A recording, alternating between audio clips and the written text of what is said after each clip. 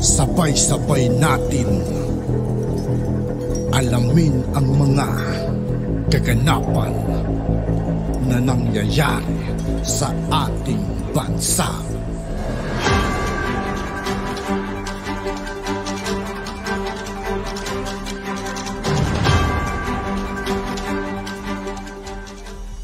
Yo, what's up mga kaibigan? This is I2K po again. Ngayon nandito ulit tayo sa channel ni Banat Kabayan TV. Dito naman ulit tayo magbibigay ng komento at reaksyon. Kaya samahan nyo ako guys. Let's go! Alam naman natin na sinadjust ni Gadon. Walang kaabog-abog, no? Walang kaabog-abog. Si Gadon ay nagbigay ng suggestion sa Kamara de Representante at saka dito sa Senado na isama yung political. Ang nagtataka tayo, walang reaksyon, no? Hindi dapat kasi matalas diyan si yung Senate President at yung House Speaker. Naglabas ng pahayag si House Speaker, iba eh. Sa iba siya nag-react eh. Ito ngayon yung sinabi ni Rufus Rodriguez. May napupuna lang ako rito, mukhang ito yung magiging trend. Nag-iisip na ngayon yung mga congressman. Nakita nila eh, 88%. Ha? Hindi po nila babaliwalain yun. 88% ng tao nire-reject yung Chacha. Yung mga solid talaga yung mga hit, ano tawag natin diyan, yung mga hindi hitman. Ano tawag natin doon yung sila Franz Castro, sila Suarez. May tawag tayo diyan eh.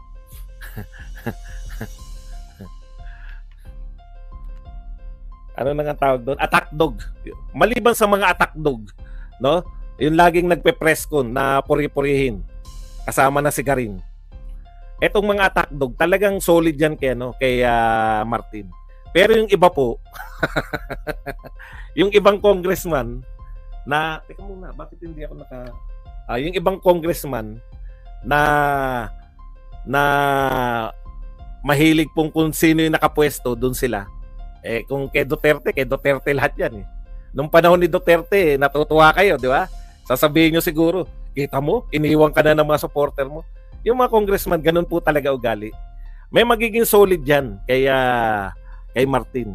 Pero nakita na nila, 88%, nakita na nila yung suporta ng mga Duterte, hindi nagbabago. Nakita na nila na yung grabe, yung laki ng ibinaba sa trust and approval rating ni Pangulong Marcos. Nakita na nila na hindi umaangat si Martin sa 0.5%, no?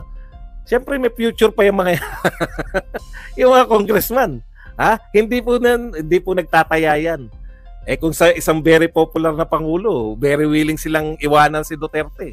Kahit may anak pang vice president eh. 'Di ba? Very willing silang iwan dahil narito na yung power eh. Nasa kalagitnaan na tayo, pinaghahandaan na lahat yung 2025 eh. Alam na nila, nakikita nila yung survey ng presidential at survey ng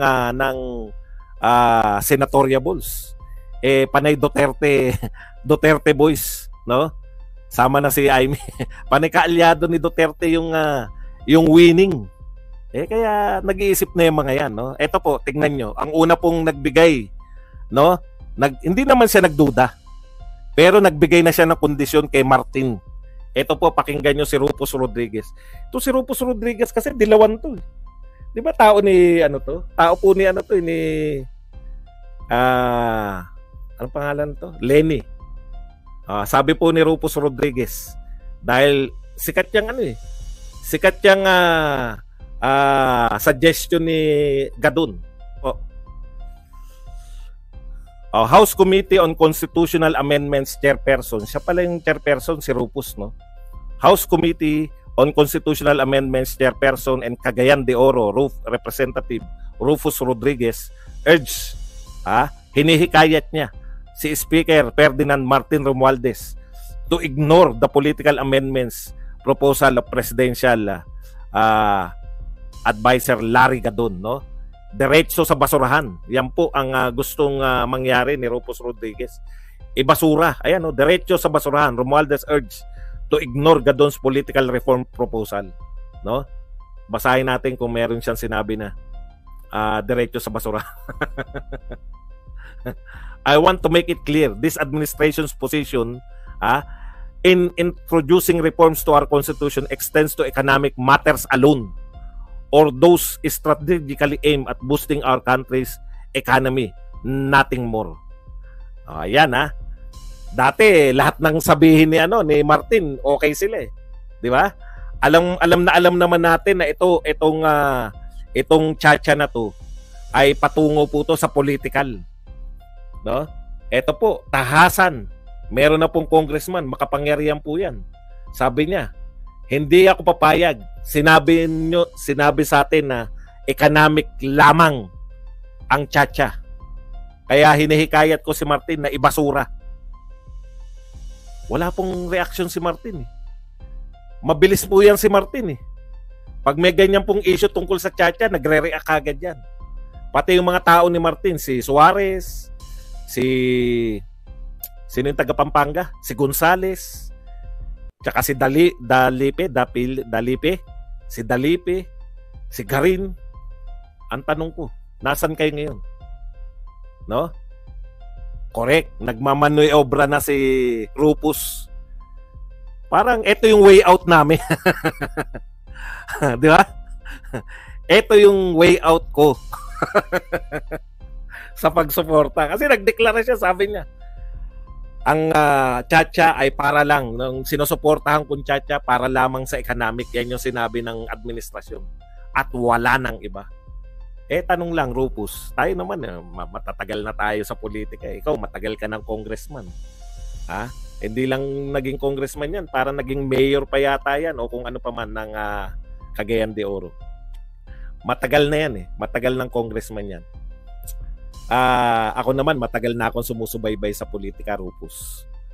Talaga ba naniniwala ka na economic lang yung babaguhin nyo? o way out mo yan? Way out mo yan para, di ba? Kasi, midterm na, malapit na eh. Makaporma na ng way out dito sa bumabagsak na ship ni Romualdez. Nagtatanong lang kasi siya lang yung una nag-question eh. Siya lang yung nagsabi na basura nyo yung question ni Gadon. Matatalino naman tayo, no, Rufus. Hindi naman kasama sa usapan si Jarrett dito. Tayo naman, magagaling naman tayo magsuri lahat, no? Tayo, Rufus, tsaka yung mga congressman. Alam naman natin na hindi naman out of the blue yan. Si Gadon ay biglang hahakbang ng ganyan. Sa tingin nyo ba si Gadon? Sarili niyang kusa, out of the blue? Ha? Out of the blue, si Gadon ay magsasabi na isama niyo yung political? Sa tingin niyo, napaka-close po. Kung titignan niyo po si Larry Gadon, no? Napaka-close niya po sa First Family. Di ba? Wala na ngang eh. Napunan niyo ba? Siya yung isa sa pinakahuling binigyan ng posisyon. At dahil walang posisyon, gumawa pa ng posisyon para sa kanya. Wala pang ganyan eh. yung posisyon ni Rufus, ni Gadon, parang ginawa yan, create yan para sa kanya eh. Di ba? Okay. Ako, ang basa ko, pinababasura. Putya, teka muna. Ang alam natin lahat, ang alam din na, hindi naman ako, ang alam ko dyan, gusto nyo lang ipasayan, tapos pag nagsimula na kayo mag-tsa-tsa, hindi na kayo mapipigil. 88% ayaw ng tsa-tsa. Yung mga matagal na sa politika, putya, marunong magbasa yan. 88%, hindi po yan 88% na tsa-tsa lang. Alam nila, yung 88% ayaw sa tsa-tsa, 88% ayaw na sa proponent niyan. No? Sino bang proponent ng tsa-tsa? Kailangan, nakita nyo naman, nagre-reflect po sa kanilang mga survey. Yung pagbagsak ng kanilang survey. Ngayon, ano ba balita ngayon? Bago ko magsimula, nakinig muna ako ng balita sa sa TV, sa 24 oras eh. Magtataasan na naman. Ang bilis, no? Nung nagdaang buwan, ang bilis na po ng inflation. Inflation po ang binabalita ng GMA7. Kaya yung 88% na yan, hindi po pwedeng i-ignore yan ng mga katulad ni Rufus Rodriguez. Yung mga gusto makasurvive, dapat ganyan ang panawagan nyo. Nagbigay na si Rufus Rodriguez eh. Di ba? to save your face. Kaya lang, wala na talaga.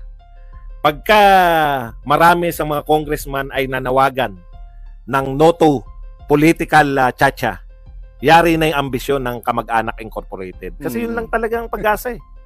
Yun lang talaga yung pag-asa. Tapos na. Ito po. At yun nga po mga kaibigan, dito po nagtatapos ang ating reaction video. Muli ako po si I2K ng Sundalo ng Tunggalo. Maraming salamat sa patuloy na pagsuporta. Yeah, peace out.